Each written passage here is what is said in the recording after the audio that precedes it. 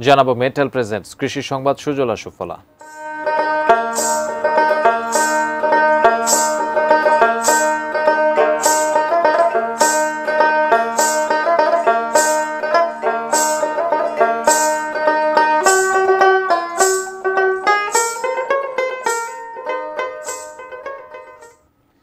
আঙুরের বাণিজ্যিক চাষ করে এলাকায় সাড়া ফেলেছেন চুয়াডাঙ্গার জীবননগর উপজেলার হাসাদহ ইউনিয়নের কৃষক আশরাফুল ইসলাম। তার বাগানের থরে থরে ফলন উৎসাহ যোগাচ্ছে অন্য কৃষকদেরও।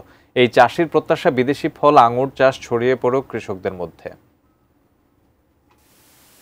এই দৃশ্য চুয়াডাঙ্গার জীবননগর উপজেলার হাসাদহ ইউনিয়নের কৃষক আশরাফুল ইসলামের আঙ্গুর বাগানের। মাচায় ঝুলছে থোকা থোকা লাল সবুজ আঙ্গুর।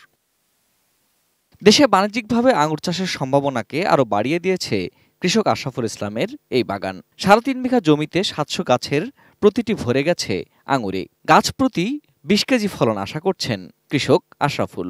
আপনি জানেন পদ্মা সেতুর বাজেট কত ছিল, অলমোস্ট আমরা যে পরিমাণে আঙুর খাই প্রায় সেম, প্রায় কাছাকাছি।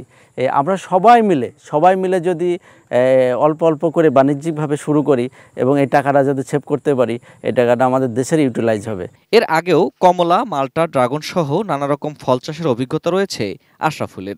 তার এই অভিজ্ঞতা কাজ দিয়েছে আঙ্গুর চাষেও। ৫ থেকে ৬ প্রজাতির আঙ্গুর ঝুলছে আশরাফুলের এই বাগানে। এমন কোনো গাছ নাই সেই গাছে ফল নাই, এবং আমার মূলত এখানে ৫-৬টা জাত আছে, কিন্তু বাণিজ্যিকভাবে ২টা জাতই বেটার। প্রতিদিনই তার বাগান দেখতে বা চাষ সম্পর্কে জানতে দূর দূরান্ত থেকে আসছেন অনেকেই।